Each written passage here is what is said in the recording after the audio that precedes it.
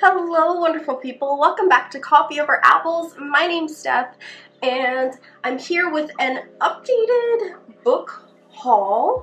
I've got a stack of books here, and then plus I have about like 7 ebooks, a couple 2021 releases that at the time of filming this have not come out yet. And these are all books that I did not mention in my big birthday book haul video, in which I got like 50 books. That was back in January. So these are books that I've gotten in the first quarter of 2021 that I have not had a chance to share with you guys. Let's get started.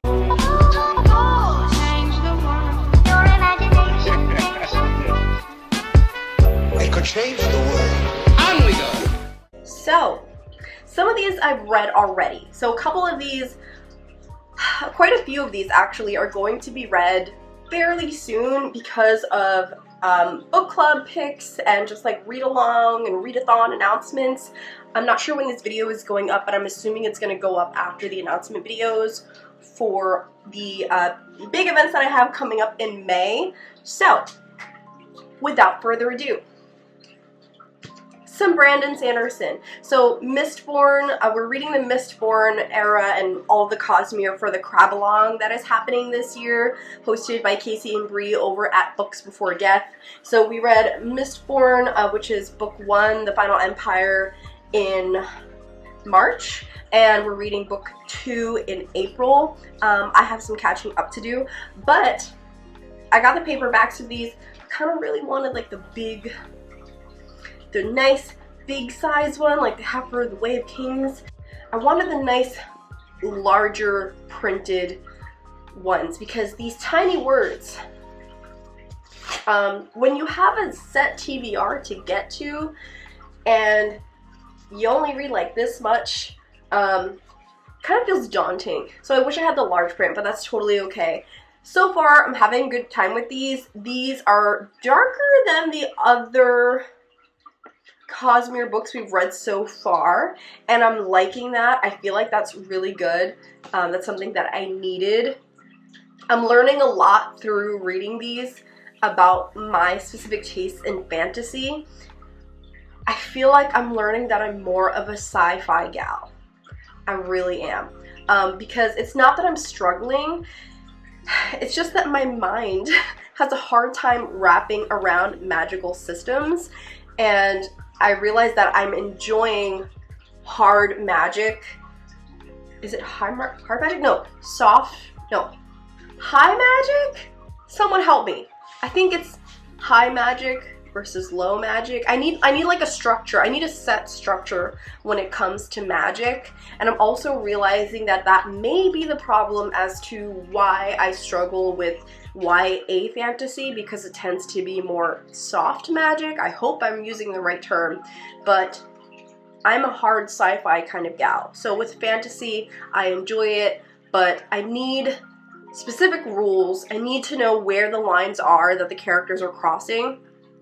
I need to be emotionally invested, and I like a lot of political drama. If there's not going to be a lot of magic, I need a lot of political drama, and this is kind of giving that to me. So that's very cool. I'm having a good time with this. If you haven't joined the Crab-Along and you would still like to, you can jump in at any time. I will leave the link to everyone involved in the Crab-Along and the Twitter and all that good stuff in the description below. But definitely check it out. On that same note of Brandon Sanderson, I got this from Barnes & Nobles. You might see this again in a vlog that's coming up. I don't know when, but this is a signed edition of Rhythm of War.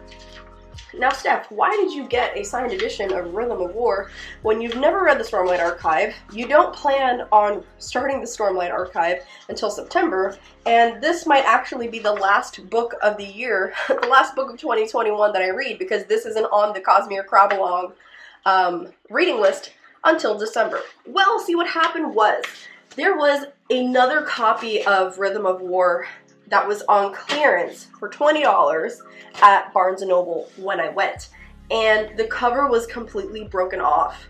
So I asked some fellow crabs in the Crabby Discord, is it worth it? And we were like, no, for that much damage, it's not worth it.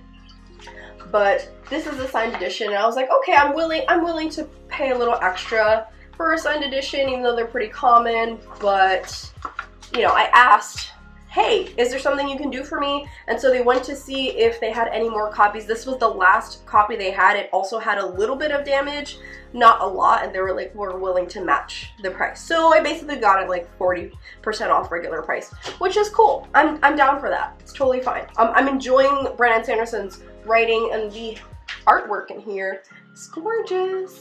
So that is always a plus, right? Right. Okay, next. Gideon the Ninth. This is the pick for the sci-fi book club that I run with a couple friends, the Interstellar Book Club. And this is our pick for June. So we started announcing our quarterly picks. So this is the last pick of the quarter that we announced. And I'm really excited to get to this in June. What do I know about it? The same thing everyone else knows about it. Lesbian necromancers in space. We love a sapphic romance. We love a necromancer.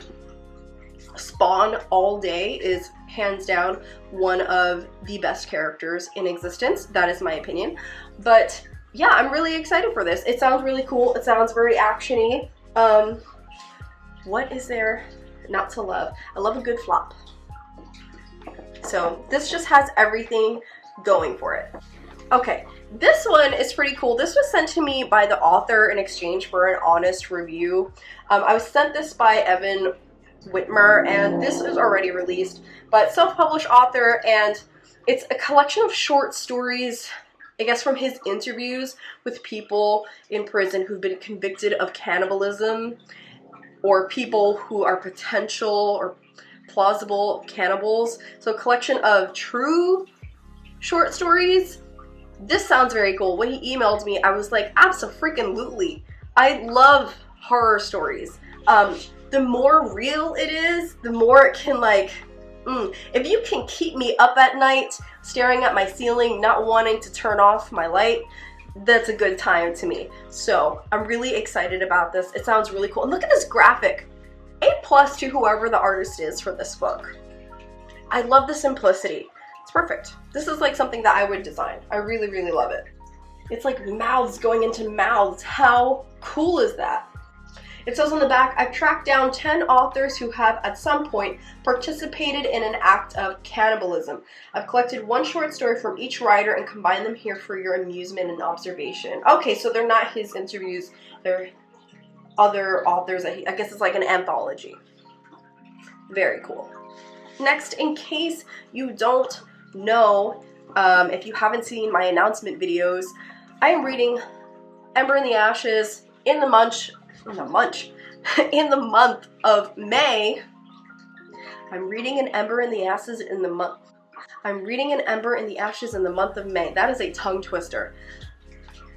Anywho, I am reading this for two reasons. One, because I am part of the Ash Along, which is an Ember in the Ash read along, hosted by myself and a couple wonderful other booktubers. If you would like the information for that, I will also leave it linked in the description below. But we are reading the entire series and reading one book a month, starting with the month of May, and we'll be having live sprints in which you guys can just come and hang out with us. So it's super exciting. I will also put the card, I think, up above or in the description somewhere if you want to get more information about that. But this is also the book group pick for the month of May, so I'm reading it for 2 live shows in May. For May the Force Read With You, which is the Star Wars themed readathon hosted by myself and again a couple other amazing booktubers. So please definitely go check everyone out, because the booktube community has been really busy putting together some just fun activities, and I love getting to be a part of everything and making so many friends.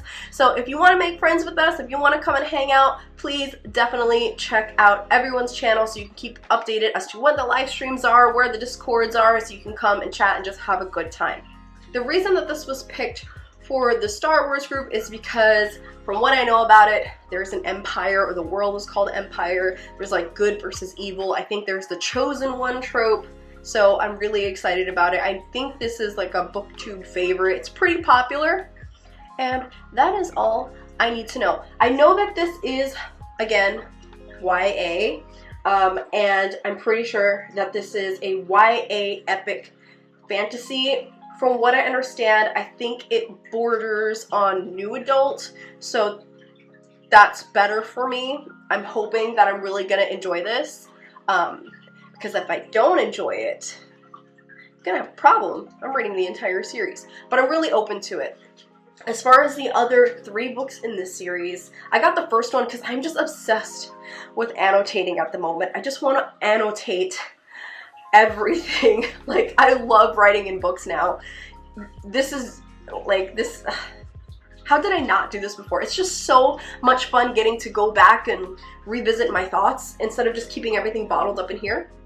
The back says, Laya, I'm not sure if I'm saying that correctly. Laya is a slave, Elias is a soldier, neither is free. Under the martial empire, defiance is met with death. Laya and her family do not challenge the empire. They've seen what happens to those who do. So I think this will fit into that category that I was talking about of like high fantasy. It sounds like there's going to be a structured world in here, and that I am down for.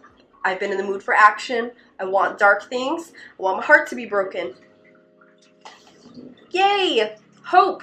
Okay, this I read already and did a live show for. As you can see, I've got all my tabs here. But this was the March pick for the Interstellar Sci-Fi Book Club. This is The Galaxy and the Ground Within, which is the last book in the Wayfarer series by Becky Chambers. I am officially a Becky Chambers stan. I will always read anything that she puts out, and I will do my best to insta-buy her whenever I can and support her because she is just a fantastic writer. She is amazing. I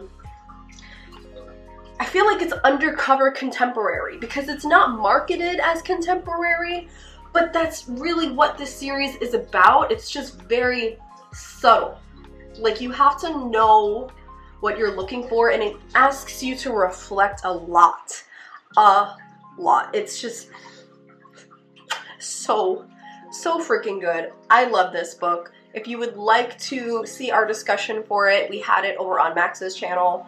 It's just, I highly recommend. I read it as soon as I got it. So I got the UK cover version because we read it in March, and the US version doesn't come out until April 20th. So if you haven't read this series, please do, and let me know what you thought. If you love contemporary and you haven't gotten into sci-fi, this series is a great place to start. Highly recommend. This I'm not going to talk about a lot. This is just a really beautiful copy of Duma Key by Stephen King. My husband saw this at the thrift store and was like, I thought of you, because he knows that I have a Stephen King collection, and I already read this a long time ago. It has a special place just because the character of this story is focused on this older gentleman who retires to Florida to become an artist. Goes into a retirement community, and then there's like an evil spirit and all these things that happen. So, you know, anything with an artist I'm a sucker for. But this is just a really beautiful hardcover copy that he gave me. So thank you for that. Also, these two were sent to me by Max for my birthday. They came a little bit later, so thanks, Max, for giving this to me. This is The Devil's Elixirs and Saga Volume 2. I have yet to read Saga Volume 1. I got it for the holidays, and I'm so excited to get into it. Took like a little sneak peek, and I was like, oh, I need to get here. But I needed to come up on a TBR because my TBRs have been very set and structured because of all the book clubs and everything that I'm in, so hopefully I get to pick this up maybe in the summer or something. And Devil's Elixir,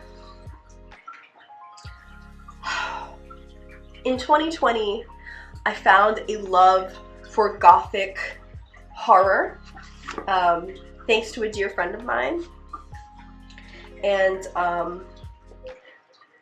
my current favorite gothic horror of all time, The Monk, from what I've learned through conversation with this amazing friend, is mentioned in here. So I was like, yes, say less. I must read it. Anything that will come close to The Monk, as far as some of the darkest fiction I've ever read, I instantly need it. So debating because I wanted to drop everything and read this right away, but I know I have some very important books I gotta read at the moment on this TBR, so it is taking everything not to read this right now. Definitely later in the year when we get closer to spooky season, it's gonna happen. Okay, next we have ebooks. So there's a couple books that I got on my Kindle that I'm really excited to talk about. Most of them were sent to me either through Hear Our Voices book tour or through Harlequin, which is part of HarperCollins Publishing, because I'm part of their blogger program. So thank you to the Hear Our Voices book tour, and thank you to Harlequin Press for sending me these books in exchange for an honest review.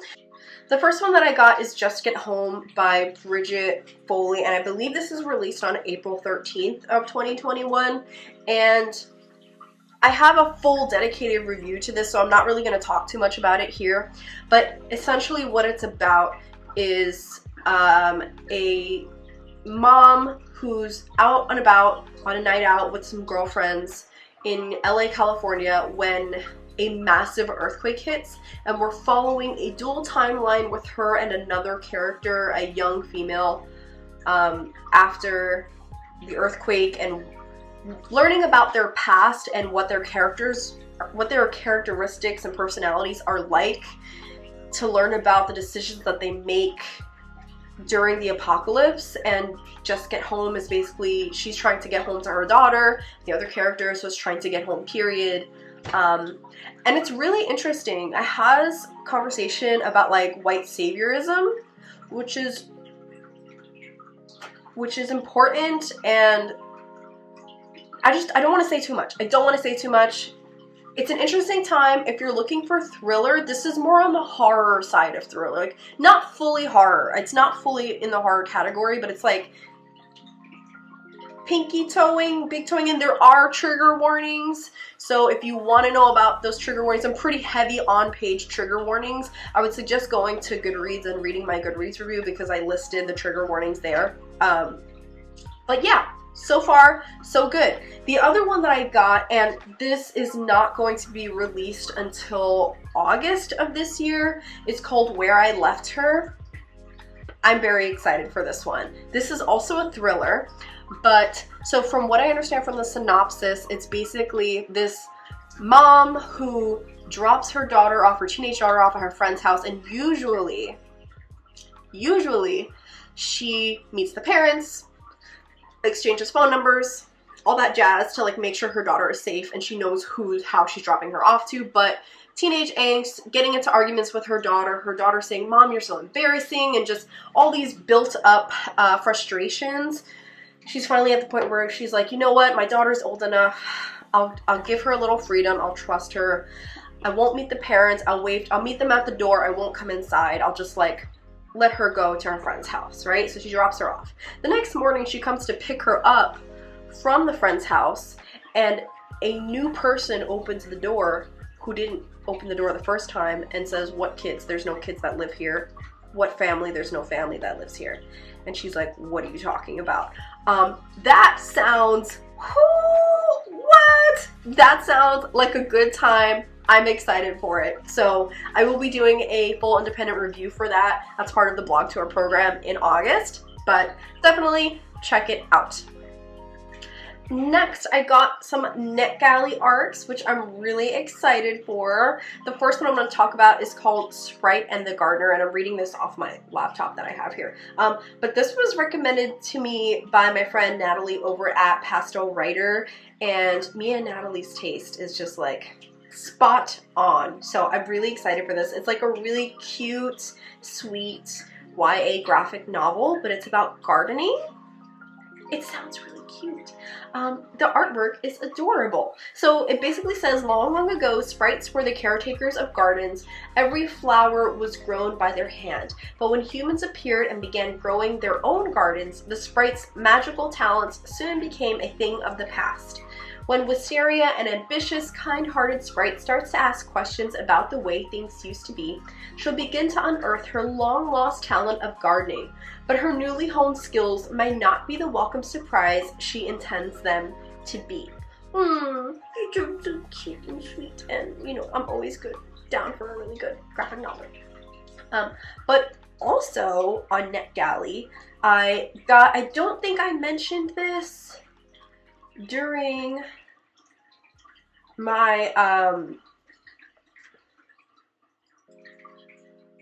I don't think I mentioned this during my last book haul, but I got two manga classics. One of them is Anne of Green Gables, and the other one is Jane Eyre. So I love Anne of Green Gables. You know that. I haven't read Jane Eyre, but apparently this company has been making classic literature into manga so that it's more accessible in a comic format. And I'm super excited about that because as a teacher, I'm always looking for ways to get my students into reading. This is great, and I teach high school, so it's perfect. So I plan on reading these, and then depending on how my experience goes, I might purchase them for my classroom, because my dream one day is to have a manga library in my classroom with beanbag chairs, and the kids can sit and read manga and enjoy reading, and it just makes me so happy. That is my teacher dream, but I digress. So on top of that, I also got this other arc called In by Will McPhail. It is going to be released in June. I have had this arc for a while, so I need to hurry up and get to it. My current score on NetGalley is a 69. It's not too bad. It's not too bad, but I can bring that up. So it's a graphic novel. So I'm just gonna read the synopsis off NetGalley because I really don't remember much. It says, Nick, a young illustrator, can't shake the feeling that there is some hidden realm of human interaction beyond his reach. Well, duh, Steph. There's your answer. It's about an artist. No wonder I clicked on it. He haunts look-alike fussy, silly coffee shops, listening to old Joni Mitchell albums too loudly, and stares at his navel in the hope that he will find it in there. But it isn't until he learns to speak from the heart that he begins to find authentic human connections and to let in the worlds of people he meets. Nick's journey occurs alongside the beginnings of a relationship with Ren, a wry, spirited oncologist at a nearby hospital whose work and life becomes painfully tangled with Nick. Oh, I know why I picked this out. That sounds really sweet. My background is in illustration, so I can relate to this character's plight. I can. That sounds really sweet. I need to hurry up and get to this. You know why I haven't read it yet? Because I downloaded it on my Kindle, but Kindle doesn't pick up color and illustrations that well. They're very gray and faded out, so I gotta read it on my laptop. And I'm not big at reading ebooks on anything other than my Kindle. Like, when I would download ebooks on my phone previously, this might sound, I don't know, it might sound very ridiculous, but like, it hurts my eyes to read it on a regular cell phone or a regular laptop. My eyes are just very sensitive, I think, from being on the computer 12 plus hours a day because of work. So to stare at the computer for enjoyment is more stress on my eyes, which is why I listen to videos more likely than watch them, unless there's something that I'm like paying attention to that I need to see for the information. But I like this. It sounds sweet. Okay. Awesome. Also, the last ebook that I got was Yellow Rose by Nobuko Yoshiya, and this was sent to me by my lovely friend Vicky, so thank you, Vicky, for sending this to me. I know it is classic, I think, Japanese literature. When was this written? It's very short. Oh, it's contemporary Japanese literature. My apologies, but I've really been wanting to get into more Japanese literature, and Vicky has an entire like book club and a readathon that she does called the JP Lit Readathon, which is Japanese appreciation of literature. So I'm really excited to get to this, so I'll just read it like really quickly, the synopsis. It's very, very short novella, but it's a short story series Flower Stories is widely known for launching the genre of shoujo fiction, stories expressly written for girls and young women. For the first time in English, one of the most ardent and influential in the collection, Yellow Rose, is published with a translated edition. Oh, it started the shoujo genre. How interesting! Oh, this might be something good to bring up to my manga book club, to bring up to those club. Fun fact. Alright guys, that's all I have for today. Thanks so much if you stuck around this long, and let me know what fun books that you've got planned, if you've got any arcs, or if you think there's any of these that I should prioritize and get to soon. I post videos every week. Yeah, my posting schedule has been a little wacky lately just because I have so many big book events, like announcements and scheduled blog tours coming up. So I am posting every week. I'll catch you next time. Bye! What's making